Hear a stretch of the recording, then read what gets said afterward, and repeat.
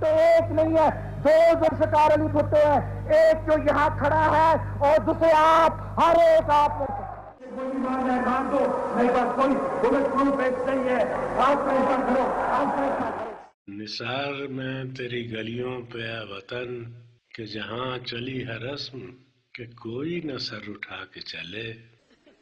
پاکستان میں آمریت کے خاتمے اور جمہوریت کی بحالی کی جدوجہد میں بھٹو خاندان کے کردار کو نظر انداز کرنا تاریخ کے ساتھ بڑی زیادتی ہوگی۔ اس خاندان کے ہر فرد نے آنکھ کھولی محلوں میں اور انہیں موت نصیب ہوئی سڑکوں پر۔ پھانسی، کوڑے، لاٹھی، زہر، جیل، قتل اور دیگر اذیتیں برداشت کرتے ہوئے موت کو گلے لگا کر آمریت کو خدا حافظ اور جمہوریت کو خوش آمدید کہا۔ بھٹو خاندان نے موت کو نہ صرف قریب سے دیکھا بلکہ اس کو گلے بھی لگایا۔ چاک سینوں کے سلنے لگے، تم کہو تم نے لوٹا ہے۔ ذوالفقار علی بھٹو کو پھانسی دی گئی، اس کے بیٹے شاہ نواز کو زہر دیا گیا، مرتضیٰ بھٹو کو سر عام قتل کر دیا گیا، بے نظیر بھٹو کو بھی بھرے بازار میں گولی مار دی گئی، جبکہ بیگم نصرت بھٹو اپنے شوہر اور اولادوں کی دردناک موت دیکھنے کے بعد ذہنی توازن کھو بیٹھیں۔ کوئی مانے مگر میں نہیں مانتا، میں نہیں جانتا۔ I want to tell you that I have come in at a very late hour. Pakistan کے پہلے منتخب وزیراعظم ذوالفقار علی بھٹو لاڑکانہ سندھ میں پیدا ہوئے۔ ذوالفقار علی بھٹو نے 1950 میں برکلے یونیورسٹی کیلیفورنیا سے سیاسیات میں گریجویشن کی۔ 1952 میں آکسفورڈ یونیورسٹی سے اصول قانون میں ماسٹر کی ڈگری لی۔ اسی سال انہوں نے لندن سے بیرسٹری کا امتحان پاس کیا۔ قبول ہے آپ کو؟ دسمبر 1967 میں پاکستان پیپلز پارٹی کی بنیاد رکھی گئی۔ تو خدمت کرو گے۔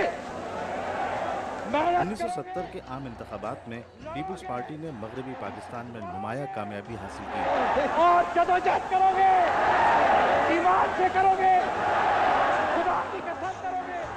دسمبر 1971 میں جنرل یحییٰ خان نے پاکستان کی عنان حکومت ذوالفقار علی بھٹو کو سونپ دی اور بھٹو نے نئے آئین کے تحت وزیر اعظم کا حلف اٹھا لیا۔ 5 جولائی 1977 کو جنرل ضیاء الحق نے مارشل لاء نافذ کر دیا۔ ستمبر 1977 کو ذوالفقار علی بھٹو نواب محمد احمد خان کے قتل کے الزام میں گرفتار کر لیے گئے۔ 4 اپریل 1979 کو انہیں راولپنڈی جیل میں پھانسی دی گئی۔ اس کے بعد محمد خان جنیجو وزیر اعظم بنے۔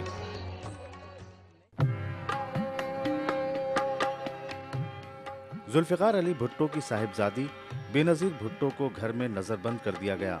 Police force is so very large that it's almost impossible for us to get through them, to get through the barbed wire and to get through the fence.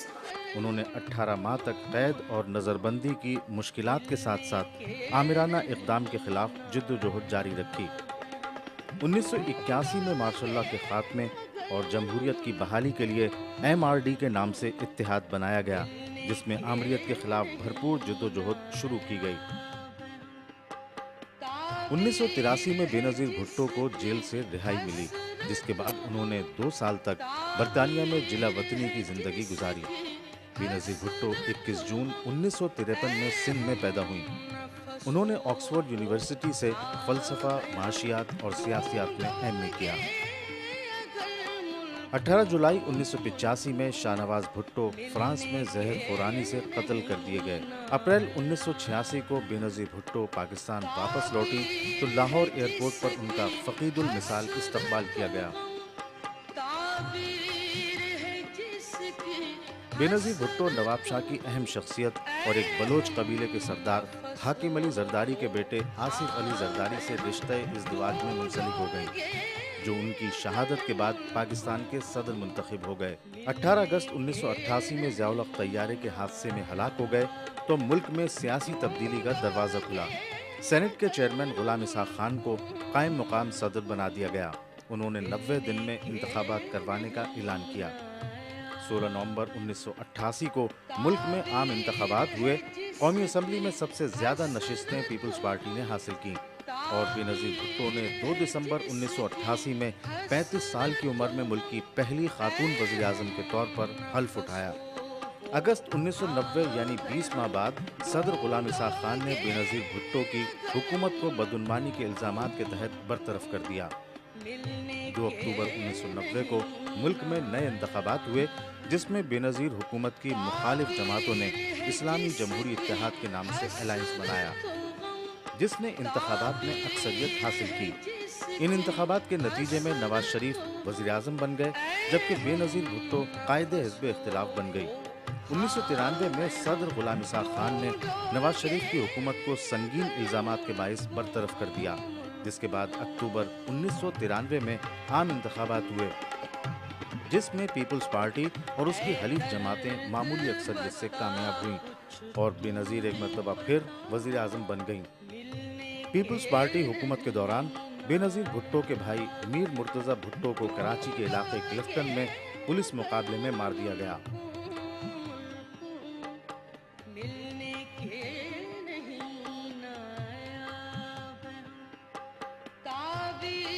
میر مرتضی بھٹو کے قتل کے بعد صدر فاروق احمد خان لغاری نے 1996 میں بدامنی اور بدعنوانی اور ماورائے عدالت قتل کے الزامات پر بے نظیر حکومت کو برطرف کر دیا، تاہم نواز شریف کی حکومت بھی اپنی مدت پوری نہیں کر سکی۔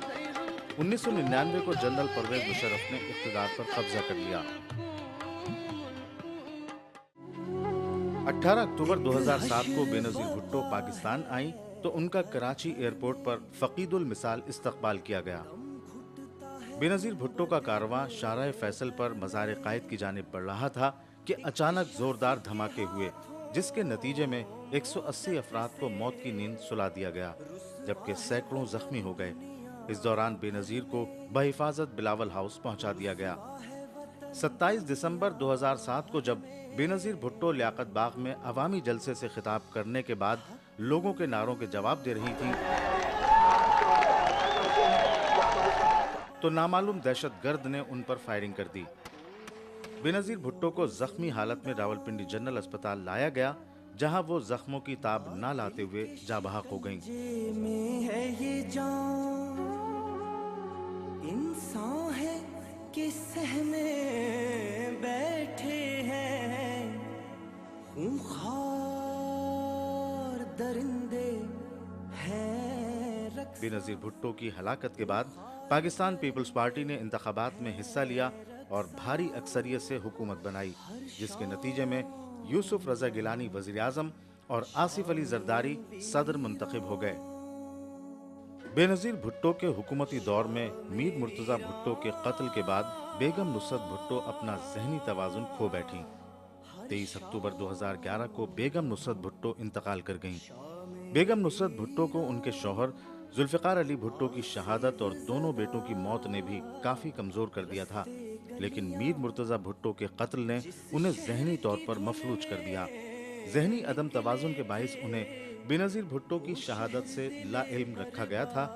پورے خاندان نے ملک میں آمریت کے خاتمے اور جمہوریت کی بحالی کی جدوجہد میں اپنی جانوں کا نذرانہ پیش کیا۔ پاکستان میں جمہوریت کی شمع بھٹو خاندان کے خون سے جل رہی ہے۔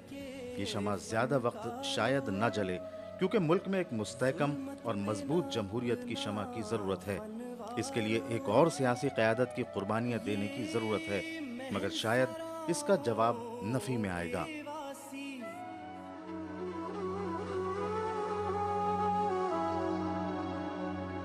ایک حشر بپا ہے گھر گھر میں، دم گھٹتا ہے گنبد بے در میں، ایک شخص کے ہاتھوں مدت سے رسوا ہے وطن دنیا بھر میں، رسوا ہے وطن دنیا بھر میں۔